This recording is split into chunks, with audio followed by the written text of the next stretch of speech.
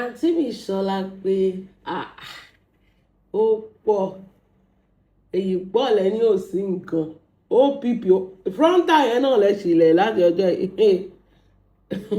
ọlọ́run máa ṣe o tó jẹ́ ká rówó frontal tó jẹ́ ká rí tí zidog ò bá ṣéyàwó àǹtí Solape ò tí ì ní fi frontal yẹn lẹ̀ ṣé super glue lẹ fi lẹ̀ mọ́lẹ̀ tó fi àbí 6,000 glue lẹ fi lẹ̀ frontal yẹn mọ́lẹ̀ tó fi rí bẹ́ẹ̀ yẹn ọlọ́run bá yín ṣe ẹ̀dẹ̀kú wedding odidi ìyá ìyàwó kò dẹ̀ tí ì ṣí frontal for how many days àbí ọjọ́ mélòó náà fi ń lo the same frontal ó dẹ̀ ń gbé sóko ní wẹ̀bẹ̀ yẹn a sọ pé òun tún rán oró lọ́wọ́ no òun rán frontal lọ́wọ́ nísìn kò rán oró mọ́ kò ní wẹ̀bẹ̀ yẹn o a ní kí ni reason tóun fi máa wẹ̀ ìyàwó bọ̀dá láti ọ̀bù ṣíọ̀ṣíọ̀ kú orí ibú wọ́n sọ fún ẹ pé má wọ̀rí gbogbo rubbish tó ń ṣe yẹn làwa ń rí ẹ to get àkànní time ni àkọ́kọ́ fẹ́ lé very dark man lọ́nà ká tó wá fàbọ̀ fún ẹ̀dìyẹ ṣé o rí pé ọ̀tọ̀ nìkan tó ń sọ ọ̀tọ̀ nìkan tó ń tẹ̀ mọ̀ ẹ̀sìn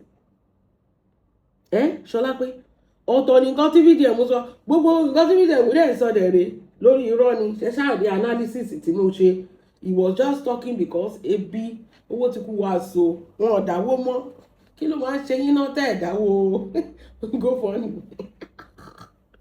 You can see the money on the website. I'm the one with the most integrity.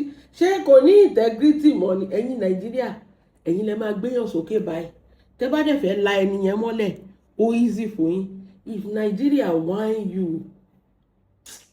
máa dó lọ́mọ owó ẹ̀yẹn ni Nigeria máa ń ṣe fún yàn if Nigeria because bẹ́ẹ̀ dẹ́gbọ́n àrò pé owó yẹn ṣe wá bó ṣe máa wá nìyẹn kò mọ̀ pé when Nigerians treat your fuck up when Nigerians the same Nigeria that bring you up they will bring you down bó ṣe rí nìyẹn and now that he is misbehaving everybody have seen him ó tún máa sá kúrò lọ́rọ̀ Mohbad kò rí nǹkan kan ó ti rí báṣìírí òun ti tú pé gbogbo èèyàn ti rí pé the same thing Solape wá ní Iyabo kí ló dé tó lọ fọ́ọ̀jì document ṣé very dark man sọ pé Iyabo ló fọ́ọ̀jì document ṣé very dark man sọ pé Iyabo ló fọ́ ó ní mo sọ pé queen mother don't even give this nuisance any opportunity because orúkọ yín ló fi ń trend is monetizing your name orúkọ yín ni ní soso fi ń jẹun àti bọ́dá láti orúkọ yín ni very dark man fi ń jẹun mention Iyabo Ojo's name korogolo mention queen mother's name kórí ògolo ni orúkọ yín làwọn méjèèjì fi ń jẹun ẹ má fún wọn ní audience wọn do not give them audience ẹ rí pé bó ṣe kọ́kọ́ jáde òun ò sọ pé ẹ wù mí for document o kò sọ pé àtẹ̀rò pọ̀rọ̀ queen mother ló fẹ́ wá sọ tẹ bá rántí your queen mother dey run kìtìkìtì katakata why you dey fear she already know what's coming àwa rò pé ọ̀rọ̀ queen mother ló fẹ́ wá sọ let's be frank àgbà tó yí sórí Wùmí ló tún wà lọ jẹ́ pé repetition ọ̀dọ̀ yẹn tí wọ́n sọ fún wa Solape ìwọ nìkan ṣé òòrí bó tẹ̀ ṣe ń sọ òyìnbó katakata ìwọ òyìnbó burúkú kan I seniored you seniored me Iyabo Ojo seniored me ibo ló ti máa ń ráwọn òyìnbó burúkú yìí lọ ṣé school wo gan ló lọ náà school wo gan ló lọ náà torí ó yẹ ká lọ pa gbogbo àwọn èèyàn tó wà ní school yẹn gbogbo àwọn tíṣà yẹn ló yẹ ká lọ pa tó ń bá tí kò yẹ ká lọ pa wọn ni àbí ìyá ẹ ló kọ ẹ lóyìnbó ni you seniored me I seniored you kìíní kò ó ṣàbẹ̀rẹ̀ sí ní gbogbo ẹ̀ mọ́ra yánmayànmá Iyabo ló tún fọ́ọ̀jù dọ́gbọ́n ṣé orúkọ torí fídíò ẹ̀mú sunkún pé báwo ni Wùmí ṣe máa jẹ́ kí lórúkọ kí ni sọ́dẹ̀ mú Wùmí yìí náà tó kí ló tó máa jẹ́ Adébánjọ tó tún máa jẹ́ Alọ́ba báwo ni ìyàwó ṣe máa ní sọ́dẹ̀ mú méjì nǹkan tí òye fídíò ẹ̀mú yẹn jọ ṣe orúkọ Iyabo náà sọ pé wọ́n fọ́ọ̀jù sínú dọ́kúmẹ̀ntì nítorí kò yé mi tó fi sunkún pé Iyabo Ojo why did you forge a document tó bá bí ìyá ẹ̀dá ìwọ dárúkọ Wùmí ṣé o mọ̀ pé Wùmí kó gbogbo yín rí pé máa avoid Wùmí ni rí pé máa avoid Wùmí ni ọ̀tọ̀ nìkan tí fídíò mú ń sọ ọ̀tọ̀ nìkan tí Solape sọ wèrè wọ́n kàn jọ ń pín wèrè láàrin ara wọn ṣé wọ́n dárúkọ ní gbogbo evidence fídíò mú gbé jáde tá a rí pé this thing did not hold any ground a woman that is married to a man can have both her father's surname and her husband's surname kì í ṣe nǹkan tuntun gbogbo aláwọ̀ alẹ́ ọkọ You have that other option. You can either bear your father's name or you can bear your husband's surname. It's not a forgery. I don't know how VDM, VDM will for him to know that this is how the world works. Solape tún jáde, ó ní orúkọ Iyabo Ojo náà lọ forge. Iyabo Ojo, kí ló dé tó tún lọ forge orúkọ? Tí ẹ bá sọ pé àti VDM àti Solape ẹ ti jọ ya wèrè papọ̀ báyìí, ó máa lọ rí pé yàn ń sọ̀rọ̀ kíní. Ṣé kì í ṣe wèrè lẹ́yìn méjèèjì ni? Ibo ni Solape ti rí orúkọ Iyabo nínú dọ́kúmẹ̀ntì VDM gbé wá? Ibo ni Solape ti rí orúkọ Iyabo tó sọ pé Iyabo ló tún lọ forge dọ́kúmẹ̀ntì? Wàá wo o ò lè gbádùn mọ́ kí má tẹ̀ gbàdúrà fún ẹ at this point o ò lè gbádùn mọ́ o ò lè ṣe kí ni o ò lè gbádùn mọ́. Moving on, ọ̀rọ̀ Kamo tó gbé jáde ìyẹn ọgbọ́n lájọ fẹ́ wá sọ. Tí o bá ń ṣe pé ìkànnì ẹ Solape ìkànnì ẹ ìwọ máa ní ọmọ tó dàbí Kamo yẹn. Skit ló ń ṣe o, oníṣẹ́ skit ló yẹ kó máa ṣe, kó máa farúgbó ara ṣe, kó máa fọmọdé ara ṣe torí pé àwọn parent ẹ̀ fẹ́ ló ṣe ń ṣe skit. Iṣẹ́ wo ni láti ṣe? Iṣẹ́ wo ló ní tó ń ṣe? Engineer láti tí ò lọ school. Ṣebí bí padà ti dọ́dọ̀ ẹ̀ ni? Ṣé àwọn ìyá láti ò fẹ́ ìlì láti ni? Láti sórí burúkú ní ayé, ó ń kó from one obìnrin to another obìnrin ni. Ìgbà tí ọkọ Fọlá kú ní láti rápálá wọlé bí ejò. Tí láti rápá lọ jọmọ tóbìnrin, obìnrin ẹ gbọ́dọ̀ wà careful ní ayé yìí. You have to be careful. Ṣé dáwọn olórí burúkú tó máa jáde pé tọkọ ẹ bá kú máa ṣọkọ fún ẹ, máa ṣe kí tó máa rò pé yàn gidi ni wọ́n, olórí burúkú ni wọ́n. Nǹkan wọ́n mọ̀ pé ọkọ ẹ ṣàkú ni, àwọn ọkọ ẹ máa ní àwọn ilẹ̀ àbí àwọn kankan dání tó máa kó fún ẹ. Ìyẹn ló fẹ́ wá tẹ̀bà tí o tó bá ti gbà tán lọ́dọ̀ ẹ̀ wá tún mú lọ sọ́dọ̀ ẹlòmíì. Gbogbo àwọn ìyàwó tí láti ń fẹ́ kí ló dé tó ń kọ gbogbo wọn lẹ̀? Kí ló dé tó ń kọ gbogbo wọn? Ṣe bí Lizzy sọ pé òun ti mọ̀ for 20 years. Ó mọ èèyàn for 20 years. Ó dẹ̀ lọ fẹ́ obìnrin tọkọ ẹ̀ ti kú. Ìgbà tí ò sí nǹkan lọ́wọ́ Fọlá mọ́ tó ti mọ̀ pé wọ́n ti jọ ná gbogbo owó Fọlá tán. Ọ̀sán kan orúkọ ló kẹ́rù tó di ọ̀dọ̀ Solape. Ó fẹ́ lọ jígóló ìyẹn náà ni o. Bọ̀ ìyẹn sáré ṣe kí ni? Ìyẹn sáré so wèrè lògùn mọ́lẹ̀. Ó sọ ọ́ di ẹran. Kò lè lọ mọ́. Ẹ̀rí bó ṣe ń rẹ́rìn. Láti tó ń wọ agbádá tó ń tẹ̀sí tó ń lẹ stone mọ̀. I don't even kí ni ó mú yes nínú ayé ọkọ ẹ̀ tó ń sọ pé Kamo ò ríṣẹ́ ṣe. Iṣẹ́ wo ni láti ń ṣe? Ṣebí alábọ̀dó ni láti. Alábọ̀dó ni láti náà. Ìwọ ló ń dáṣọ sí lọ́rùn tó ń kó oúnjẹ sí aṣọ tó wà lọ́rùn ẹ̀ tọ́lẹ̀. Ṣebí lára àwọn aṣọ ẹni ara nǹkan tó yẹ kó fi rán ìró àti bùbá. Òun kọ́ lẹ tó ní stone léèsì tó ní stone ni láti fi ṣagbádá. Iṣẹ́ wo ni láti ń ṣe kó tó lọ bú Kamo? Kamo is a responsible family man. Ó fẹ́ yàwó dẹ̀ bímọ tiẹ̀. But your husband ó fèlè inú ilé ayé láti gbogbo àwọn ọmọ tó ti bí kó tó dọ́dọ̀ Fọlá. Ṣebí ìwọ ló tún máa ń tọ́. Solape. Ṣé ọkọ nìyẹn àbí ìwọ gọgọ ló gbé gbẹ̀wù dání tí ọmọ ajagun gbalẹ̀ bọ̀bọ̀ àfẹsẹ̀ jẹun? Iṣẹ́ wo ni láti lè sọ pé òun kọ́ ní bẹ̀rẹ̀ ayé o tó fi ń kó from obìnrin tó ọkùnrin tí ò lálùbáríkà ló máa kó from one ilé obìnrin to another. Ìwọlẹ̀ lẹ́ẹ̀kẹrin àlùbáríkà wo ni láti ṣe inú ayé? Ilẹ̀ kan tó ń sọ ala White House mọ́lẹ̀ ṣe bó kàn ń lo orúkọ ẹ̀ mọ́ ni kó má dàbẹ́ ni pé ìwọ nìkan ló kọ́ tí láti bá lọ lẹ́nìí òun bọ̀ wá tọ́jú ẹ̀ mọ́lẹ̀. Solape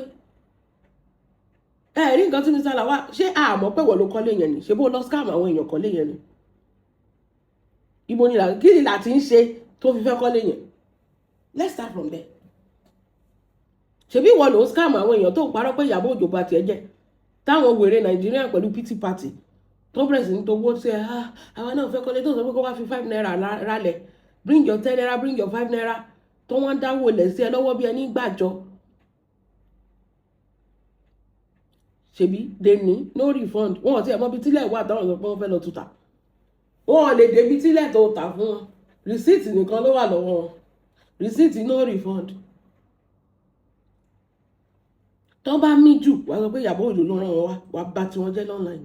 Ṣebí torí ẹ̀ ló ṣe dá speaker so that people will not be able to question wá ti kígbe àwọn rán wọn wá ni wọ́n wá set up gbogbo ìgbà náà set up.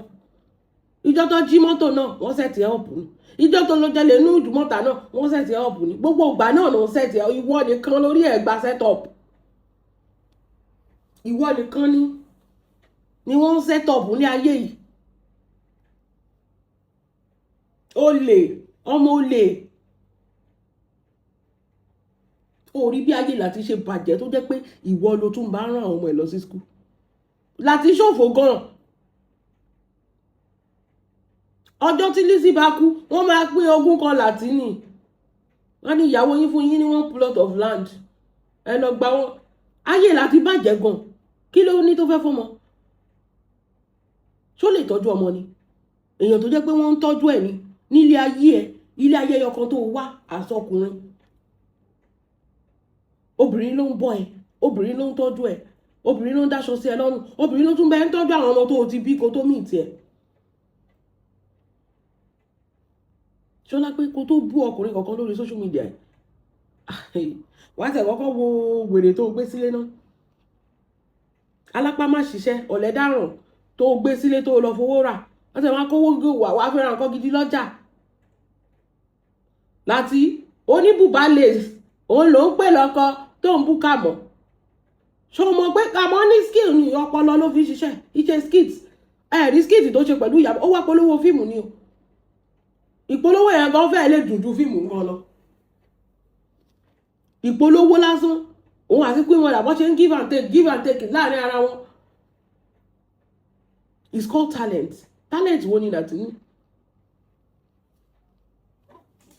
talent wo ni bọ̀dá Látìnì tí ò ti fi dóbò talent kó máa scam àwọn obìnrin kó róbìnrin tọkọ ẹ ti kú kó mọ̀ pé àkọ́kọ ẹ máa fi nǹkan kan sílẹ̀ kó wá parọ́ fún pé má wọ̀rí máa ṣọkọ fún ẹ máa ṣe gbogbo ẹ̀ fún ẹ kó wá mú gbogbo ẹ̀ kó gbà lọ́wọ́ ẹ̀ pẹ̀lú fake promises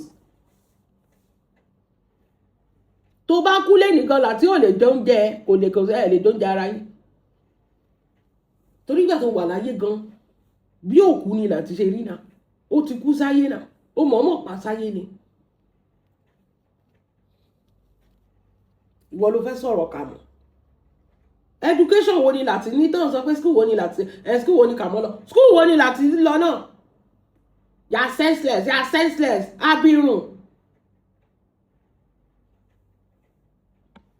abirùn odidi ọkùnrin kéde ọkùnrin tó ń fọ mọ́tò tó ń ṣerú fún ìyàwó ẹ̀rí ọjọ́ tí Aliu tẹ fálára Lizzy ẹ wo bẹ́ẹ̀ Aliu ṣe níwájú ọkọ ẹ̀ ayé ẹ̀ ti bàjẹ́ ṣọlá pé ibi tó báyé láti jẹ́dé nìyẹn ní pátí zidog tẹ́ẹ̀jọ́ lọ ṣé Aliu ò máa tẹ fálára ẹ tó sọ pé tó ń bẹ adjust wo containers láti ó kàn wò ní wọ́n ti gbọ́ pàṣẹ wọ́n ti gbọ́ pàléwèrè lọ́wọ́ ṣe ló ń wò bí ayé láti ti bàjẹ́ ó ti báyé bọ̀bọ̀ yẹn jẹ́ odidi ọkùnrin baálé ilé Aliu wò ẹ wo bó ṣe ń adjust ibi tó ti ń adjust tó ń adjust ó ń tẹ ọmọ ẹ̀ ní ó ń tẹ ọmọ wèrè àwọn wèrè wọ́n á ti dóra wọn ayé wọ́n á ti ta gbọ́ Aliu sọ pé ikú tó bá yẹ kó pa Lizzy kó pòun dànù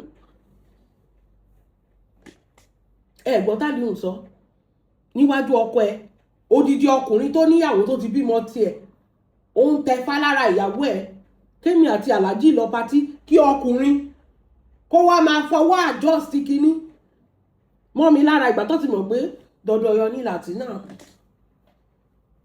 irú relationship wo ló máa wà láàrin Lizzy àti Aliu tí Aliu máa wá fìbí pé rí bí Aliu ṣe máa ṣe ní ọkàn Aliu ẹ má jẹ́ ń parọ́ fún yín ní ọkàn Aliu bíi pé kí láti kú kó lọ fẹ́ Lizzy torí kí ní ìwúlò láti rí pé kò kì í rí gáàdì Látìnì rí bó ṣe ń ṣe Lizzy ní pé wò ó mo lè tọ́jú ẹ̀ dáadáa ju bọ̀dá Làwáì lọ rí bí Aliu ṣe máa ń ṣe Lizzy láti akàn jókòó síbẹ̀ agbọ́pọ̀ àṣẹ dání akàn máa wò báyìí kò mọ nǹkan tó ń ṣe ń bẹ̀ á dẹ̀ gbé kíní àwọn undertaker sétí àwọn máa wò sùúrù ni èèyàn tó ń fi bùbá rán agbádá fún ìwọ ló fẹ́ sọ̀rọ̀ Kamo òní yẹ kò ní dáa fún ẹ kò ní dáa fún Látìnì kíbi tó bá wà òfò olómi ẹ̀fọ́ ṣe òfò ló máa ṣe oní Kamo ó yẹ kó cancel ẹ̀ ní wọ́n máa cancel Látìnì tọmọtọmọ wọ́n máa cancel Látìnì ṣé ayé láti òtẹ́ ti wà cancel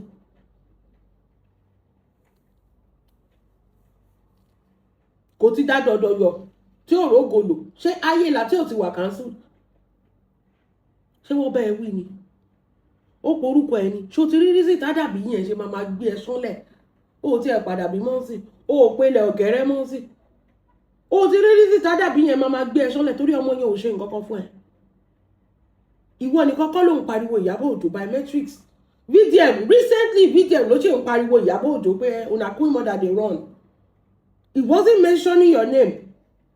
In fact, there were skits that people were screaming Iyabo Ojo. Táǹtì yín ká tún gbé jáde pé Iyabo Ojo àwọn rí lójú oorun. Ó ń lé àwọn lójú oorun. Ó dẹ̀ mọ́mọ́ lọ́mọ owó àtàkẹ́. Òun ló bá tiẹ̀ jẹ́ ni. Wọ́n rálẹ̀ àbí vintage ní kọ́kọ́. Exchange ni. Àwọn èèyàn tó ti Maga California tó ti fowó ṣòfò. Nǹkan tó fẹ́ jẹ náà lórí omi. Kò sí justice for anybody. Ìyẹn ti lọ nìyẹn. Kò sí anybody tó fẹ́ tún Maga vintage wọn. Torí àwọn tó Maga California orí wọn ló gbàbọ̀dé. Àwọn yẹn wọ́n ní ẹṣin iwájú tó jì sí kòtò ní tẹ̀yìn máa wò sáré. Torí tí yín ò bá burú àwọn tó kò ní kọ́gbọ́n látara yín orí yín gbọ́dọ̀ burú ni. Tèbẹ́ fẹ́ kan fight wọ́n dẹ̀ ṣe kìíní ẹ̀ ó ní ìbílẹ̀ tí máa gbọ́n ṣé ẹ̀gbọ́n sìn. Ṣé ẹ̀gbọ́n sìn kí lọmọ nìyẹn ṣe ìwọ lè ní ọmọ ológo bíi ti Kamo kó sọ pé kan cancel torí I don't understand why tó fi jẹ́ pé anybody tó bá ti rí pẹ̀lú Iyabo Ojo so èèyàn gbọ́dọ̀ bá Iyabo Ojo wá sunkún you go cry ó sì máa rí Dangote pẹ̀lú Iyabo Ojo kó para ẹ̀ the richest black man in Africa you go still see am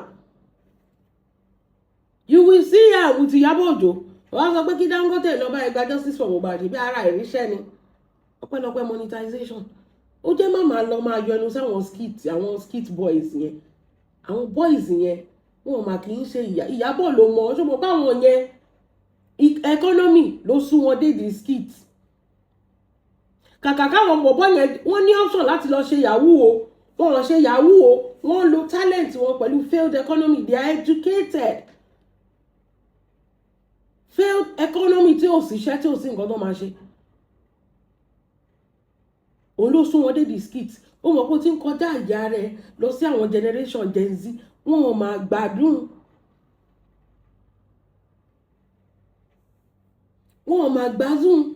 àwọn èèyàn màgì ń ṣe Iyabo Ojo tó wọn fẹ́ filẹ̀ wo ìyá jẹ́ Solape ìwọ lẹ́nu belebelebele torí ẹ̀ ló ṣe ń bú àwọn colleagues ẹ̀ àwọn ilé ìwọ̀n kì í ṣe colleagues ẹ̀ ojúgbó oró ló wà lójú wọn because they work in a failed system wọn ò lu jìbìtì bíi tiẹ̀ tó ń talẹ̀ ilẹ̀ ìjọba fáwọn èèyàn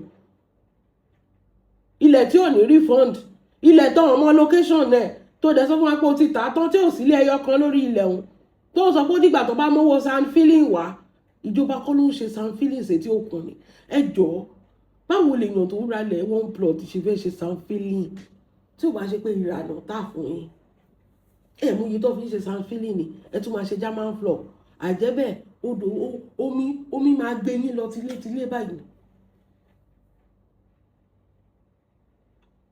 ó lè àwọn eléyìí they have the option to do yahoo they did not do yahoo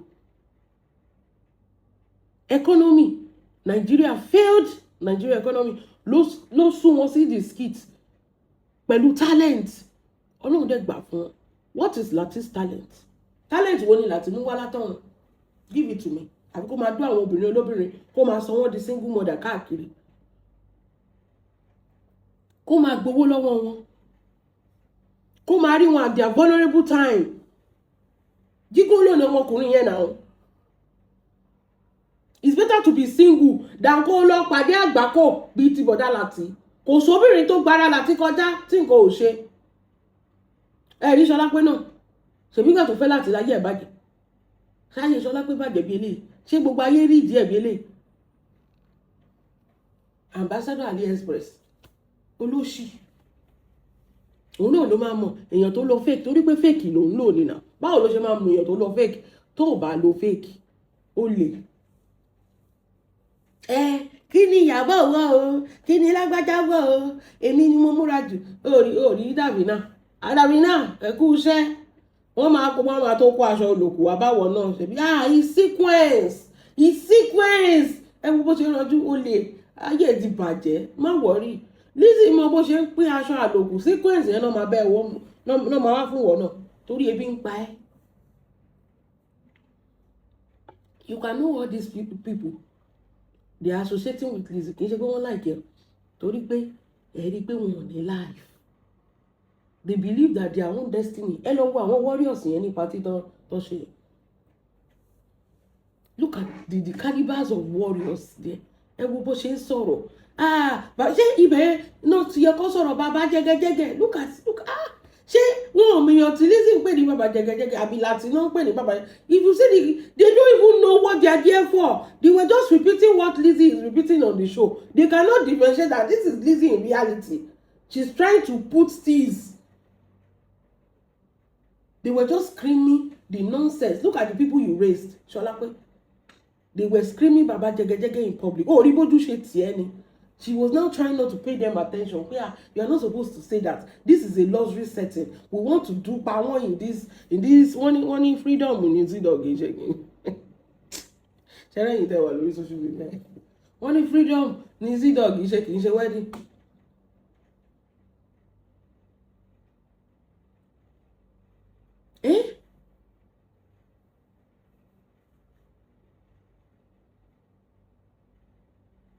They were screaming, Baba, want to reduce these things there. Ìwọ tó jẹ́ pé o ti táàkì aṣọ yẹn mọ́rùn ẹ̀ tẹ́lẹ̀ torí pé gbogbo ẹ̀ ti bàjẹ́. Ọ̀dà náà fi kúnjú ẹ̀ yẹn kì í ṣe makeup. Kò tiẹ̀ kò smooth, kò blend, kò melt. Wọnú skin yẹn ká máa wò pé what? Ṣé gbé ló jáde ni? Àtọ́jọ́ yẹn ò bá tí ì ṣe frontal kúrò lórí. O dẹ̀ ń wẹ̀ òun sùn pẹ̀lú glue lórí ẹ̀. Ìyá jẹ́ ẹ̀gbọ́n ọmọbìnrin. Ẹ wá jókòó ẹ wá sọ fún ẹ kìíní kan kí ló fẹ́ sọ Lizzy? Look at the kind of people you raised. Wo bó ṣe tó bá yẹ pé ṣé o mọ̀ pé local setting ló sì wà. Local Z-Dog náà ìwọ náà ló káṣọ fún tó wọ̀ náà ṣe ibo lòun ti fẹ́ ló wọ aṣọ olówó ẹyọ tẹ́tẹ́ máa ń wọ̀ kiri. Tó bá jẹ́ pé setting kìíní ló wà tó tún wá luxury jù yẹn lọ. Báwọn warriors ṣe máa embarrass ẹ nìyẹn. Ṣé ọ̀rọ̀ bàbá jẹgẹjẹgẹ náà sọ mẹ́yìn? They were saying that to even praise you. These people are so Solape. This is what you get. Tó bá ti kó àwọn táyé wọn ti bàjẹ́, tó bá ti kó wọn mọ́ra, àwọn tó jẹ́ pé torí 2K náà ṣe ń follow ẹ̀. Look at them.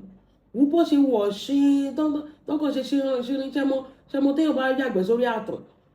Téṣiṣi oríṣiríṣi àwọn ìṣiṣi tọ́ílẹ̀tì yẹn bó ṣe rí nìyẹn.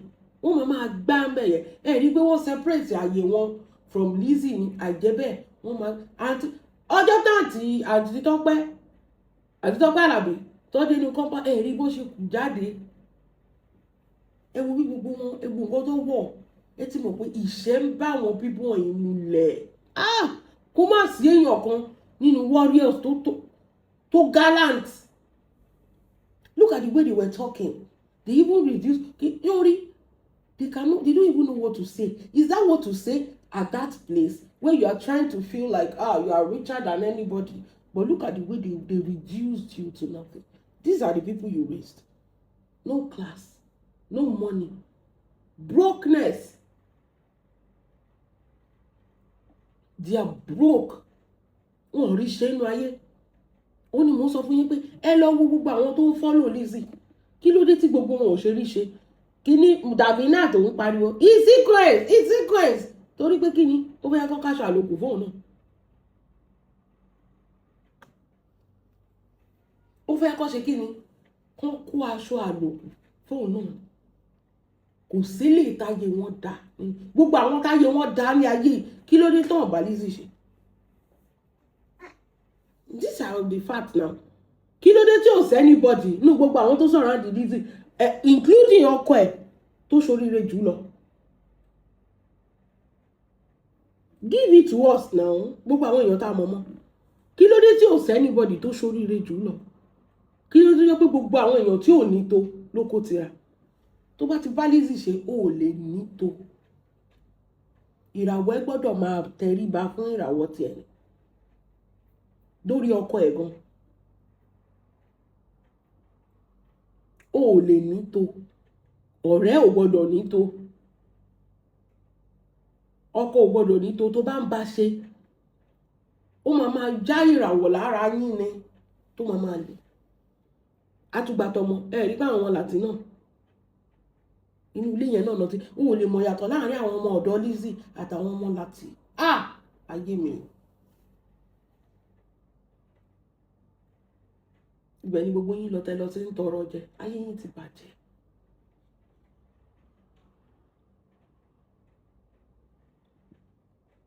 Kọ́ má lọ wọ kọ́mẹ́dì Kamo lọ dá wọn dúró lẹ́nu géètì òpònú ayé rádà. Ṣèbí bọ́ tẹ ṣe gbìyànjú wedding Zainab yẹn àsẹ̀yìnwá àsẹ̀yìnbọ̀ kí la rí, kí ló jáde? Wedding Zainab tó gbìyànjú ṣe 13 plan for 2 years. Tá rò pé you are going to shut Lagos down. Ṣé bó gánú ayé náà? High table yẹn ni gbogbo àwọn èèyàn tó náwó jù tó wà o. High table yẹn.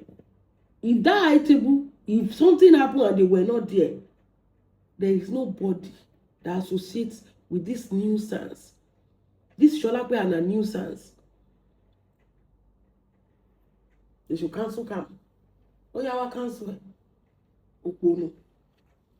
Ìwọ tó ti cancel ló fẹ́ cancel yẹn. Solape ò kì í mọ nǹkan tó kàn. Ìwọ tó ti cancel ló fẹ́ cancel yẹn. No be juju be that. Ẹgbọ́n nǹkan tó sọ bàbá wọn. Only Nigerians, please, what's so funny with Kamo State, with what Kamo State was telling Iyabo? Let me tell you something. Prior to this time, Kamo ti ṣe movie gan ló fẹ́ gbé jáde ni. Ó ti ṣe movie ẹ̀ o. This is a promo advert for his movie. The same way when Queen Mother is doing her own cinema movie too. These boys, they are going to do promotion for her. They will do meet and greet. They will do promotion. They will. Wọ́n máa rọra wọn lọ́wọ́ ni kì í ṣe Solape tó jẹ́ pé kò ní nǹkan kan. She doesn't have anything good coming. This is an industry that you have to use this person. I ever me follow your own fan base. If you help me advertise from your own, from this one, and when you know my wife.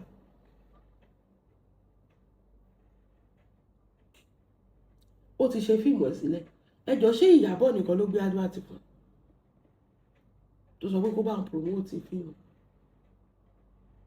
It's comedy gan. Ó ní kí ló funny? It's funny because we have not even watched the comedy.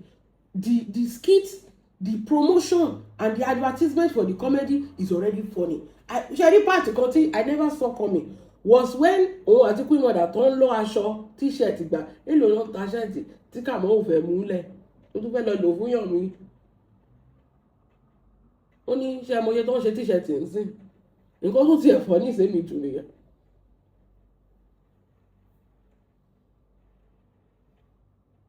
You can see the talent behind this boy. He murdered the scene of the advert. Advert is nìyẹn. Now imagine what is coming in the cinema. If this boy can make an advert look like that with Queen Mother, imagine what is going to release in the cinema. Just imagine. An advert of the video is less than 2 minutes. Less than 2 minute video. And it's so funny and it went viral like that.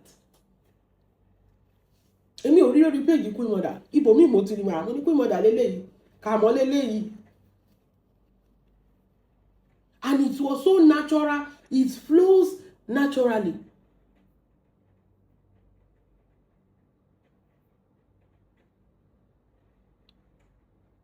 Just imagine.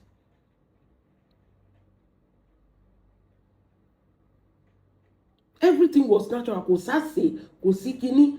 Àwọn méjèèjì wọ́n jọ give and take kíní. Pa. And it's so nice, so funny and everything.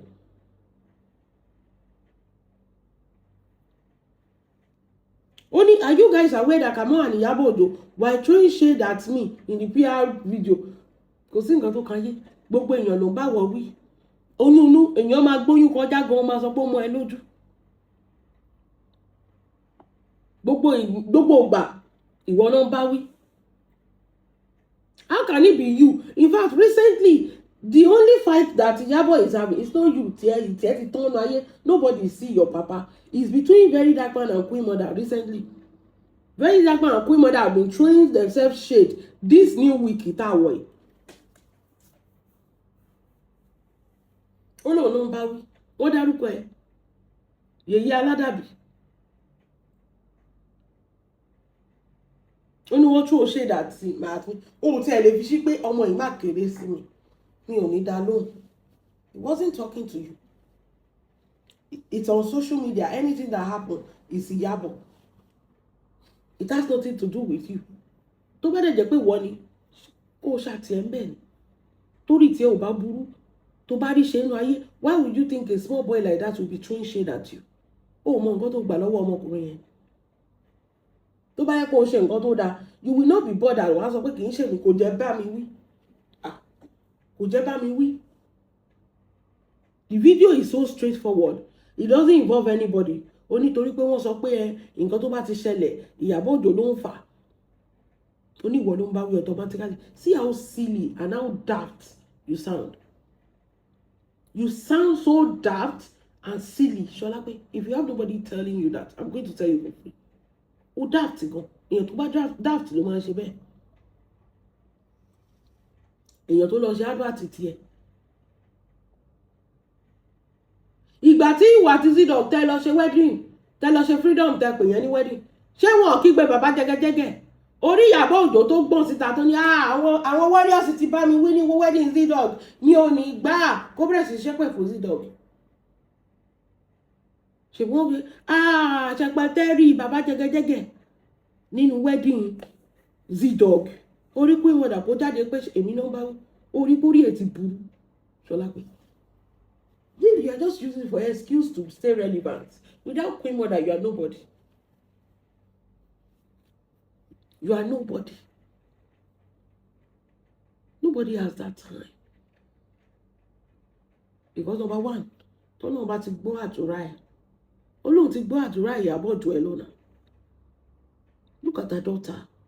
Ibi tí wọ́n ò lè dé. See, you have to come and one topic pé Pastor Tobi. Ó mọ bí Pastor Tobi ṣe jẹ́ ní UK ṣá. Ìjayà ni. Ó sọ fún wọn, ó ní ẹ má tó ní issue. Kò ní issue, ó ti jẹ́ kí ìyá wọn mọ̀ pé mi ò ní nǹkan kan sílùú yìí. Tẹ́ bá fẹ́ gbé mi lọ sílé ẹjọ́, gbé mi lọ sílé ẹjọ́. I'm going back to my country. Fuck you and àwọn eléyìí understand the developed country. Nǹkan tí mo fi like máa yẹn. Of course, tó bá ti ń ṣe rere in developed country, àwọn ìjọba wọn máa tọ́ pínpín yẹn ni. Ó jẹ́ Naija, ó ń ṣe rere, ó ń make owó tó yẹn ní UK. You are living large, you have different kini. Of course, press and everything. Wọ́n máa tọ́ pínpín ibi tó ti rówó ẹ̀ ni. Ó ló ní problem. Wọ́n sọ fún ẹ pé Pastor máa bọ̀ lé. Mo ní kó máa bọ̀ lé. Lọ sí ìlú ẹ̀ kó lọ wo nǹkan tó rí mọ́lẹ̀ oko onu. Pé Pastor Tobi dàbí láti jígólò tó lọ gbé tó sanwó orí ẹ̀. Ó ṣọ́ọ̀kì ẹ ìgbà tó rí Priscilla àtọkọ ẹ̀. Kì í ṣe Priscilla gan pàṣẹ. It's Juma. Because Pastor Tobi is related. Juma was there. Juma is the artist now, not Priscilla. That's not Priscilla's setting. Davido was there. Tiwa was there. P-Square was there for the show. And they went to Ibiti. Of course, they are going to see him now. Priscilla went there to support her husband. Pastor Tobi met the musicians there. Period.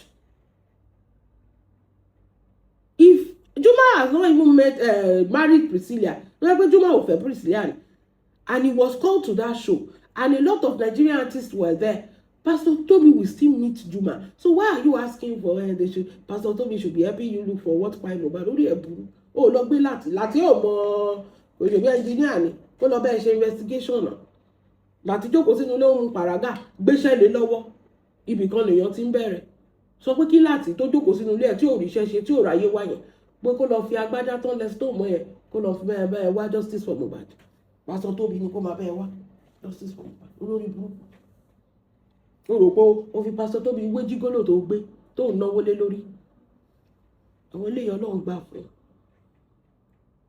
ó fi pásítọ̀ Tóbi wé láti wà mẹ́ẹ̀ kò ríṣẹ́ ṣe inú wọ́dọ̀pù lẹ́ máa ń tì mọ́ yọ jáde kúrò ní wọ́dọ̀pù lọ bá ẹ wá justice for Mohbad gbéṣẹ́ kan lé lọ́wọ́ kí láti lọ bá ẹ gba justice for Mohbad olórí burúkú ibi tó jókòó sí lọmọ inú ẹ ti lọ meet pásítọ̀ Tóbi ibi tó ti the man can never meet a person like you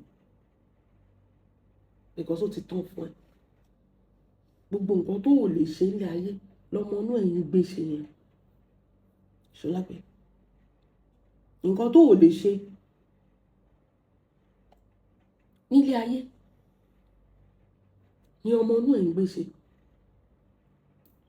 ó tí kú wo adúrú ibi tí Priscilla ti dé ó ní ebi ló ń pa Priscilla kò rò oúnjẹ jẹ nílùú ẹ àbí kò rò oúnjẹ jẹ nílé ọkọ ẹ àwọn tó ń ṣe patí lójoojúmọ́ tó ń bọ́ over 250,000 people ebi ń pa Priscilla ló fi wá lọ sọ́dọ̀ pásítọ̀ Olúwa ní you adapt ṣé Juma ò pàfọ́ọ̀mù ni ní ṣòyìn ó rí gbogbo bẹ̀yẹn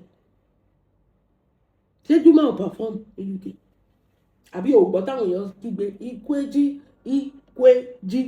wọ́n mọ̀ turn off mic yẹn pé sí o no be audio hear people scream in the United Kingdom this is not Africa screaming Ikweji in United Kingdom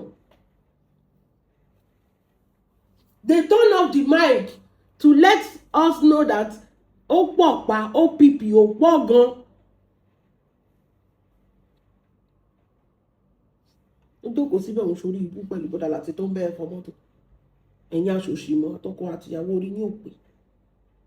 Ó ní just imagine Kamo and Iyabo talking about donation and talking about me fighting Iyabo wọ́n bẹ́ẹ̀ sọ̀rọ̀ ni no be you dey scream pé Iyabo ń gba donation Kamo sọ pé queen mother tí kìíní yóò bá sell out ó ní mo máa gbé yín sáyé ẹ máa lọ in fact àgídìgbò gan ló ní ẹ máa lọ ganu sí mike ohun àgídìgbò nìyẹn ó ní máa gbé yín sáyé ẹ máa lọ ganu sí mike queen mother sọ pé ó fẹ́ fi mí lọ gba donation àbí báwo ló ṣe include olórí burúkú wọn tó ti tán ó ní they were talking about you ìwọ ambassador AliExpress ta lórí ẹ tó bá wọ anything sí máa wọ́n gbé jáde lára wọ́n tún ra ìgò ẹ lọ́dọ̀ àwọn mọ́là tó máa ń ta ìgò lórí burúkú tó máa hang ìgò sí ibi òkè irun báyìí ló máa gbé gò sí ṣé ayé ẹ̀dá ṣá and who are you ojoojúmọ́ kọ́ ló ń talk about Iyabo Ojo kí ló wá dé tó wọ́n ń ká ẹ lára tó bá true shade sí ẹ no be you dey scream pé ó ń gba donation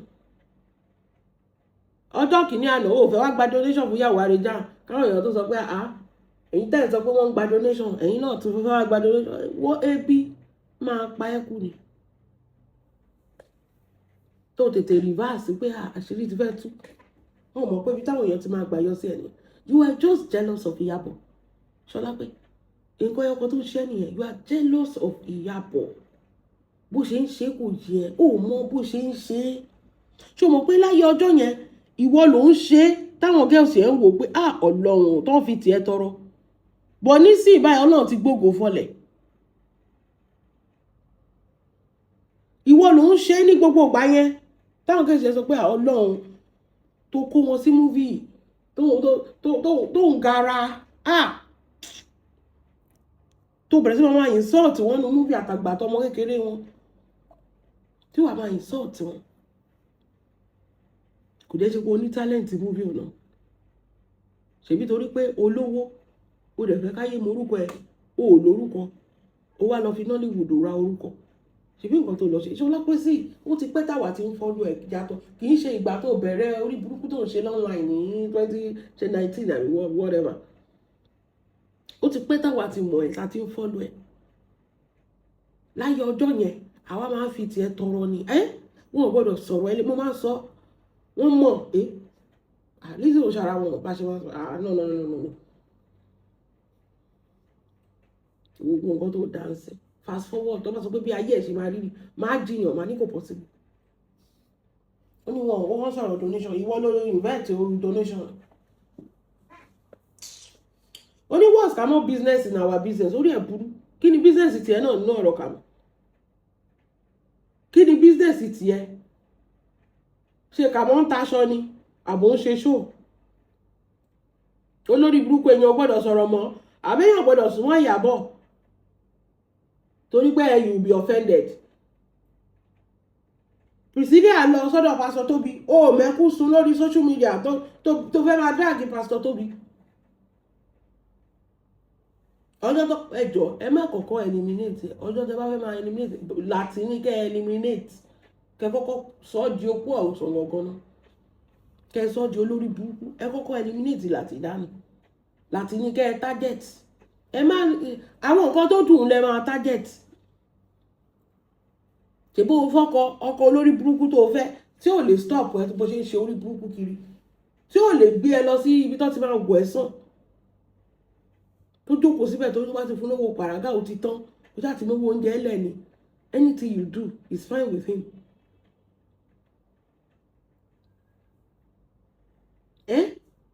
Only Kamo's mother can see him now and she's aware her son is being insensitive talking about me indirectly but she can't stop him. Ṣé o ṣépè fún yẹ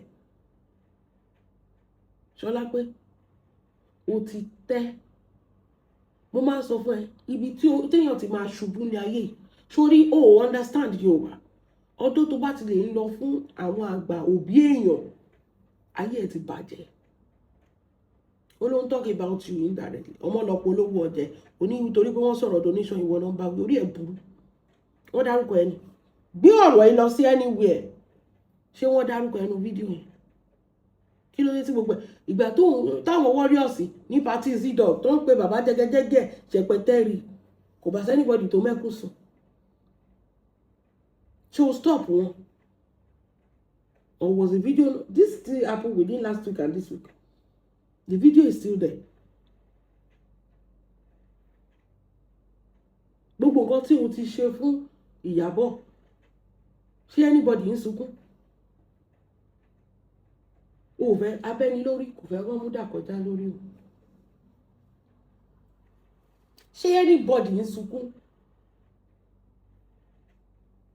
wọn ò dárúkọ ẹ wọn ò pẹ́ sẹ́nìtì wọ́n jọ ń bára wọn ṣeré oníwọ̀ náà ń bá wí wọ́n máa bẹ́ẹ̀ wí nǹkan kí ló fẹ́ ṣe sí lọ́pàá rẹ̀ lọ́pọ̀kùnso tí láti ṣubú látòrí story building yẹn kó fọ́rí mọ́lẹ̀ kórí ẹ̀ túká ẹ̀yin méjèèjì lẹ sì máa para yín last ìwà àkọ́kọ́ rárá àdáta ẹgbẹ́ lẹ sì máa ṣe kí ni para yín last inú ilé yẹn wọn ò tí ì kọ́ tán wọ́n kàn ṣe content ọjọ́ jáde mẹ́rin ó lè jẹ́ pé yàrá kan péré náà sì ṣe tán wọ́n tún wọ́n èèyàn tó máa gbá pẹ̀lú vintage tó máa fi máa complete ṣe ni pé wọ́n gbá wọn kanu California ẹ má wọrí màá bá yín kọ́lé yín dèní àlọ́lárí àràbọ̀ wọn lọ kọ́lé síbàdàn èèyàn tó sọ fún wọn pé ẹ wá jẹ́ neighbor mi ní California ẹ jẹ́ àjọṣe neighbor Ìbàdàn ló kọ́lé sí ní ìrírú ẹ̀rí láyé ìyẹn kó yẹ kó fi sí ara òwe Yorùbá tó bá gbọ́ pé wá jẹ́ neighbor mi jẹ́ àjọ gbé àdúgbò kan náà sá o torí Ìbàdàn ló ń kọ́lé sí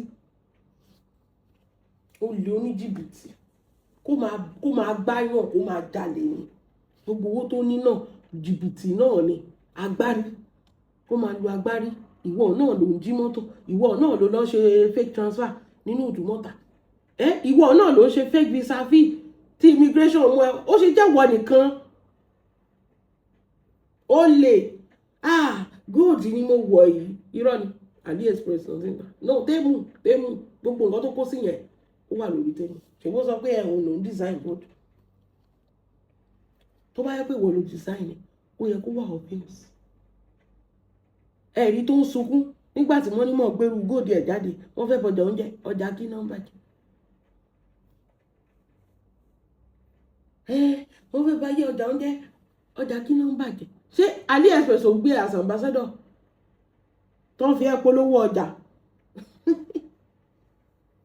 10,000 náà ń ta kínní nǹkan 5,000 ló wọ̀ pọ́ọ̀sì 35,000 péré ló gbé nǹkan tí ìwọ náà wọ̀ kò ju 15,000 ìwọ náà ló mọ gbogbo ẹ̀ náà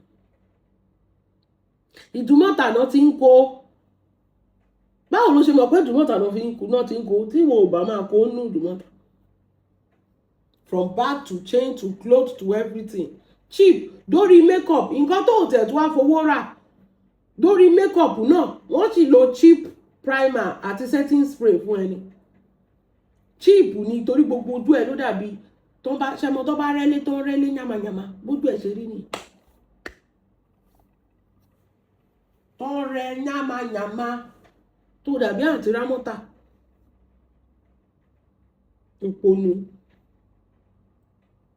ní kí ìyá Kamo stop ẹ wá stop pàmò nígbà tó sọ pé ẹ kọ́ káńsù ọmọ lọ́mọ torí pé kí ni wọ́n throw shade who are you ó dárúkọ ẹnu nǹkan tó ń sọ ni àbáwo ló ṣe kọ́ ẹ oníṣẹ́ táìmù nàìyẹn Yorùbá yìí insensitive ó máa lọ sọ́dọ̀ àwọn ọmọ Ìgbò ó máa sunkún Yorùbá lójoojúmọ́ àdẹ̀bẹ́ kó wá we did not ask you to come and join Yorùbá ó nílùú tó ti wá ó dẹ̀ padà lọ síbẹ̀ àbí kó lọ sílẹ̀ Ìgbò Yorùbá ò dá ó dẹ̀ ń kọ́lé sí Ìbàdàn ó ṣe lọ kọ́lé Sanabra ṣe ráwọn ọmọ Yíbò ló máa gbé ṣe ráwọn ọmọ Yíbò tó máa ń ṣerú kíní ó dẹ̀ lọ ìlú wọn kó lọ kọ́lé síbẹ̀ ṣebí Yorùbá ò dá ó lọ Ìbàdàn ilé Olúyọ̀lé ibẹ̀ ló lọ ń kọ́lé sí Yorùbá ò dẹ̀ dá olórí burúkú ni ẹ Solape látọ̀ sọ pé kọ́ káńsù ọmọ tó bẹ̀rẹ̀ sí ń borúkọ ẹ̀jẹ̀ tó ń ṣépè fún ó wá ní kí yẹ kọ̀ǹtúrẹ̀ àbẹ́ àti kọ̀ǹtúrẹ̀ thank you for the free advert tó o bá mú thank you for the ṣékíní for the free advert o ò tí ì mọ nǹkan kan you never see anything wákẹ́ wáyọ̀ọ́lá ó ní Kamo State thought using me to promote a stupid movie will make him gross 1 billion ó máa gross ẹ̀ náà bẹ́ẹ̀ ni tí múvì bá ti dùn kí ló fi ń ṣe yìí kí ló rò pé wọ́n máa lò ẹ́ fún o bẹ̀gbẹ́ pé mọ́ atẹ́gùn ní ẹ̀lísì you're just a ladder ohun èlò alopati tẹ bá fi ládà gòkè ṣe máa gbé dání ẹ máa fi ilẹ̀ síbi tó wà no be you turn yourself into footmat for people to be using ṣé o pọ́nra ẹ lé àbógbéra ẹ síbi tó yẹ kó o wà lọ́mọ yẹn máa throw shade sí. You use yourself as a footmat and na you dey hungry wípé àwọn èèyàn fi orí ẹ̀ nulẹ̀. Wọ́n ṣe throw shade sí Ṣadé Ọkọ́yà. Àbí Bímbọ́ Adémọ́lá tó náà kọ́ máa ń ṣọ yẹn wọ́n ṣe throw shade sí. Bọ̀ ìwọ nìkan ló ń gbéra ẹ yílẹ̀. Ẹni ilẹ̀ ẹlẹ́ni ẹ̀ náà. O kì í ṣe èèyàn tó ga náà of course ìwọ náà ló máa lò náà máa fi ṣe kíni ló máa fi ṣe advert náà you know it's advert for a movie why did you talk about it you are very daft too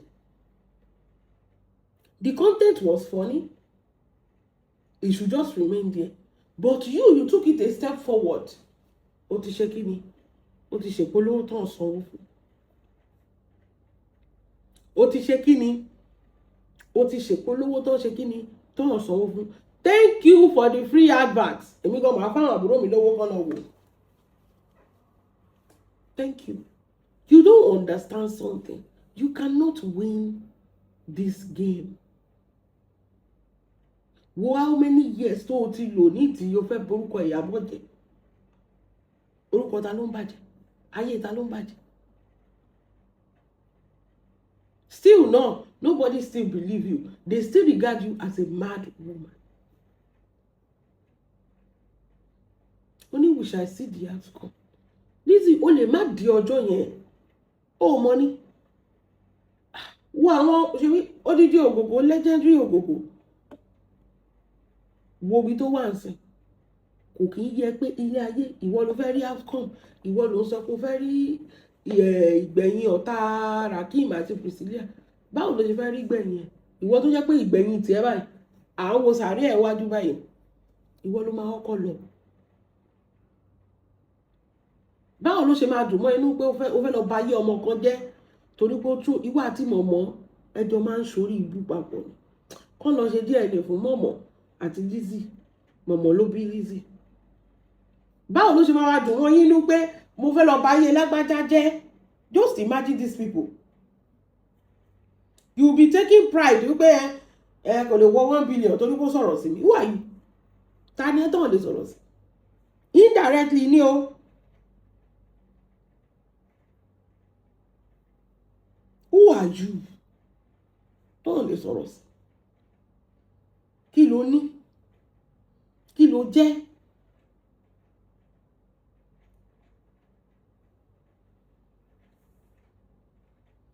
You turn yourself into a nuisance on social media and you expect people not to talk. Social media no baby.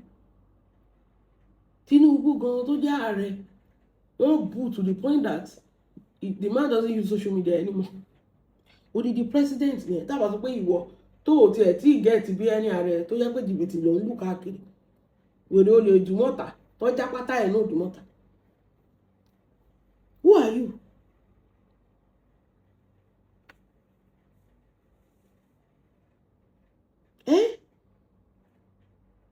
Anything that has to do with Iyabo, you want to try láti chase àwọn èèyàn. Nǹkan tó fẹ́ ṣe nìyẹn náà. But kíní yẹn ó boomerang. Wípé okay, I'm going to make sure that I drag you to the point that nobody will want to work with you. Nǹkan tó rò pé òun lè achieve nìyẹn. So that everybody will be fearing now. But people genuinely don't care. Because sórí nǹkan tí Iyabo ń jọ láìlé ni, nǹkan tó ti ṣe sílẹ̀ ti pẹ́ ni. Ẹ wò gbà tí Bella fẹ́ ṣe wedding. We did not even know that mommy Bella at Iyabo, they know each other. Tó bá jẹ́ pé ṣé Iyabo ọmọ pé Bella máa di nǹkan tó dìlé ni. She did not know. Òun kàn ṣe tiẹ̀ fọ́ náà wọ́n bá ní nígbà yẹn fún ìyá Bella. When the woman was in problem, Iyabo ló help her out. She just did her own. Pé èèyàn ní problem jẹ́ kí ṣàánú àti bẹ́ẹ̀ bẹ́ẹ̀ lọ ni. Ẹ̀rí Iyabo bó ṣe máa ń gbé money bouquet wá fún ọmọ kan tó tọ́jú, ọmọ kan tó rán lọ school, ọmọ yẹn ti ṣiṣẹ́ sìn, ọmọ yẹn ti ṣe graduation sìn, tó kàn celebrate. Nǹkan tó fi ń celebrate ẹ̀ kiri nìyẹn because gbogbo oore tó ti ṣe òun ló ń jẹ́ sìn. Lizzy oore wo ló ti ṣe? Àbí kó máa bá yàwó yẹn. Ta ló ṣe lóore? Ìwọ tó jẹ́ pé aká gan nìyẹn. Nǹkan tí ò yé ẹ nìyẹn pé o ò lè bà iṣẹ́ Iyabo jẹ́ torí pé kì í ṣe pé ń sìn làwọn èèyàn mọ̀ àwọn oore tó ti ṣe ló ń jẹ èrè ẹ̀ sìn. Your own plan is I will chase people máa borúkọ ẹ̀ jẹ́ to the point that people will run away from her. Ó ti dèrò mí náà tó sá. Ibi tọ́nà máa ti mú ẹ̀. Ìgbà tí mo rí Ṣadé Ọkọ́ya, ìyàwó bàbá Ọkọ́ya, tó tún advertise return of Paris. Orí Lizzy máa tún gbóná wá. Àṣedànù of the highest order nìyẹn. Àṣedànù on the ṣe kíni? On the highest order nìyẹn. Orí Lizzy àtúnṣe kíni? Àtúngbóná wá. Ṣadé Ọkọ́ya, kí ló dé tó fún ẹ lọ post ẹ? Nobody send your papa Solape. Kò sẹ́nibody tó ń wọ́n ẹ.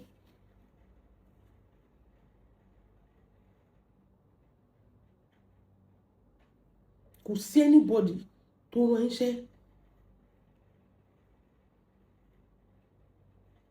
Nobody is going to leave Queen Mother. Torí Queen Mother ò ṣèkà sẹ́yìn. Tó bá yẹ pé ìkà ni Queen Mother gbìn sẹ́yìn, ìkà yẹn ló máa kà á sìn. Bó orí tó ti ṣe látẹ̀yìn làwọn èèyàn ò gbàgbé. Orí bó ṣe ń try láti make sure pé ẹ má ràn Iyabo Ojo lọ o. Ó máa jẹ́ kíní kan. Iyabo Ojo gan ni mother of the day. Iyabo Ojo gan tó bá dé party nísìnyí ẹ̀jẹ̀ tó wá ń jàjà kankan tó ti ẹ̀fọ́ nísìnyí. Ẹni ó máa lọ shine everybody. Nǹkan tó ń pẹ́. Nǹkan náà tó pè fún nìyẹn. They want her to shine. Ṣòro pé wọ́n fẹ́ kí orí party Z-Dog tó lọ orí bíbẹ̀ ṣe dry. Tí ò tẹ̀lé abẹ́rẹ́ pé ó wà mẹ́. Bọ̀ jẹ́ kí Iyabo wọlé. Ní the same party tó lọ ṣe mother of the day. Níbi tó wà tẹ́rù bá ẹ̀dẹ́ gan ó lè jẹun. Ibi tẹ́rù bá ẹ̀dẹ́ you cannot even eat. Orí bí Iyabo bó ṣe wà free tó ń jẹun tó ń jó tó ń ná lówó. Àwọn tí ò tiẹ̀ lè wà party Priscilla gbogbo party tán ti rí Iyabo wọ́n sì ná lówó Priscilla. Party tán wedding Priscilla tó ti ṣe 2 years ago. Only 2 years ago, last year that. Pẹ̀lú ọmọ tó bí pẹ̀lú gbogbo ẹ̀ tí ẹ wo. Wọ́n sì ná lówó up till now. Wípé they cannot make it to presidential wedding. Wọ́n sì ná pé more than lówó in dollars. Àwọn tó ná ní 1,000 1,500 náà. Wípé we were not there, we were not present. Ó yá tó bá pàdé ara wọn party. Ó rí ọmọ wòye Lizzy gbé tiẹ̀ jáde. Gbé tiẹ̀ jáde. Thank you for advertising Kamo. Ó tún ti polówó ẹ̀ fún ayé. But one thing tí mo fẹ́ bẹ́ẹ̀ ni pé jọ̀ọ́ nítorí Ọlọ́run tí ẹ̀ try kó yọ frontal yẹn. Try and remove this frontal torí Ọlọ́run ọba mo fi bẹ̀. Ó ti lo how many days lórí ẹ̀? Ṣé ò kì í wẹ̀ ni? Ṣé kò yún ẹ ni? Ó dẹ̀ yọ kúrò. Ṣé super glue lọ fi lẹ̀ ni? Remove it now. Let your head breathe. Téèyàn wá ti lọ pátí tó bá ti dé. Ọjọ́ tó dé gan, ó gbé makeup sùn mọ́jú ni. O ò lè nu makeup ojú ẹ̀ kúrò.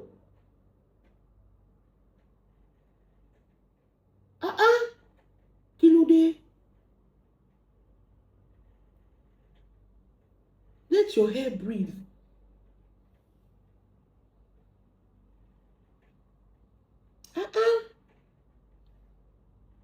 Wọ́n mọ wá ní ìwọ̀n tí ò ṣèjì sí omíyalé.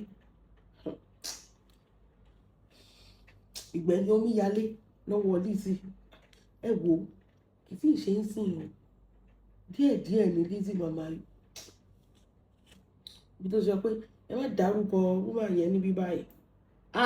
Mo wò pé Ọlọ́run má jẹ́ ìṣẹ̀ sí i. Ẹ̀dẹ̀ mọ̀ pé Lizzy ọ̀rọ̀ Lizzy ló fàjà omíyalé àti ọba ńlá. Tí omíyalé tó ti rò pé kí ọba ńlá lọ kó lọ gbèjà Lizzy so that Lizzy máa fòun ṣe godmother. Tó ń promise omíyalé ní fake Ọlájírẹ́'s cottage lè ní kò rí lẹ́gbàá. Tó ń fẹnu jẹ́ran sí láwo ìgbà tó rí pé ayé òun ti bàjẹ́. Pé tóun bá ń tẹ̀lé Lizzy ayé òun kàn máa bàjẹ́ pátápátá ni tó fẹ́ lọ jó lórí. Kọ́ ló pick race tó lóun ò jà mọ́ o. Torí tẹ́lẹ̀ omíyalé ò mọ̀ pé òun lè débi tóun wà yìí. Kò mọ̀. Tóun lè débi tóun wà yìí.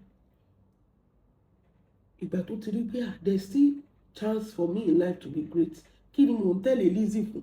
Lizzy tó jẹ́ pé kò ní any chance ní ayé láti wà great.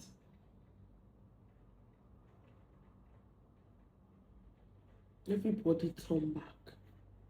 Ìyẹn ní kẹ́ máa wò. Kí ló dé tí gbogbo ìwọ ló ṣépè fún yàn? Ìwọ ló sọ fún òun yìí. Ìwọ gbogbo èèyàn sá fún ẹ. MHM use 5 years.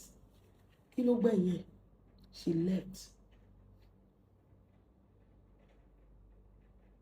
left. Omíyalé nígbà tí MHM àti Lizzy ń jà. Omíyalé ló kó sí wọn láàrin o. MHM left. Ọba ńlá left at the same time. Omíyalé stayed there thinking that ó máa rò pé ó máa trust mi. Kò sí nǹkan tí omíyalé ò sọ tán. Kò sí show tí omíyalé ò ṣe tán. But Lizzy máa ń sọ ẹ wo forgiveness is a sin. Ó máa ń tú shade omíyalé dáadáa pé ọ̀dọ̀ ẹ̀ ní Fọlá kọ́kọ́ wá. He did not like omíyalé. Omíyalé has tried everything. Ó ti rí pé ọmọ yìí ò lè trust o. Ni màmá ra kúrò ń bẹ̀. Ó tún ṣépè fọ́tà àpèsí lẹ́gbàá tó pípé ìsìlẹ̀ àṣẹ wedding. Ó tún ṣépè fọ́tà ẹ̀kọ́ máa tarí ìjẹ́. Àṣẹ̀yìnwá àṣẹ̀yìnbọ̀. Omíyalé kọ́ ló lọ́wọ́ fi arúgbó ara aṣọ olórí tipátipá rẹ̀. Torí pé ayé tó fi sin Lizzy kò rí nǹkan kan fi mú wa.